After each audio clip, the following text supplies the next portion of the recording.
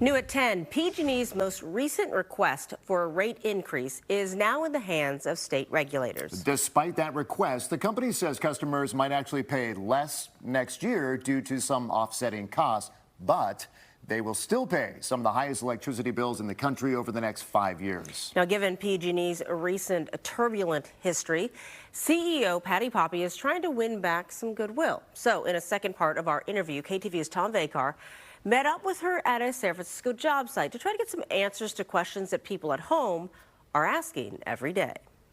PG&E is a turnaround story in the making. Patti Poppe, born in a small Michigan town, daughter of a school principal and an engineer. The self-made executive holds a Stanford business degree and is the first woman to become CEO at one Fortune 500 firm to become CEO of another. She's been a utility executive for the last 20 years after 15 years at General Motors. 5 years ago, PG&E was in a financial, legal, and consumer confidence disaster. And so the board of directors said, let's hire somebody to fix it. That person was Patti Poppe, the CEO, and 5 years in, we asked her some very tough questions. First and foremost, most customers feel PG&E's bills are way too high with no relief in sight. In a customer's bill today, $1 a month is for undergrounding. $20 a month is for vegetation management.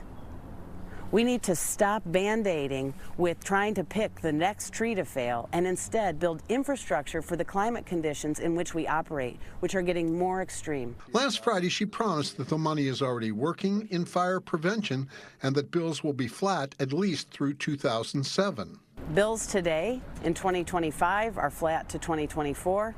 Bills in 2026 are going down. So that we can hold bills flat while we make these necessary infrastructure investments to keep people safe. Wildfires attributed to PG&E equipment had a devastating impact, causing insurance rates to skyrocket or become unavailable, which caused the home building, home sales, and home financing markets to plummet.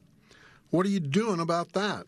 We know that the most important thing for PG&E to do is to make our system safer and reduce the risk exposure for customers. I do believe the insurance will ultimately reflect that. I asked if PG&E's ads showing concerned customers asking questions of PG&E employees were pre-scripted, coached, or designed to tell the people what they want to hear. Those ads were not scripted.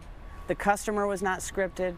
My coworker was not scripted. PG&E's high prices have made solar and battery companies so successful that PG&E has lowered what it pays to new solar customers who did pay less for their systems than early adopters.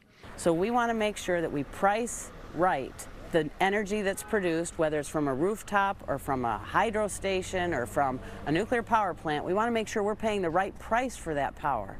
Early adopters who paid more for their systems do get paid more.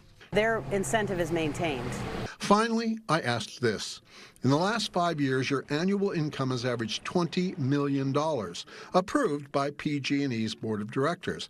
How can you have empathy or simpatico with customers increasingly worried about paying their bills when PG&E is making billions in profits? PG&E is turning around. Through the hard work and efforts of my coworkers, we're transforming how we do work, and we're passing those savings on to customers. She does not want to see PG&E turned into a government-owned utility. 97% of those profit dollars go right back into the business. Our business model is designed to serve customers and investors. But CEO Poppe knows this, that bills must stabilize if she will be allowed to finish repairing the disaster she inherited.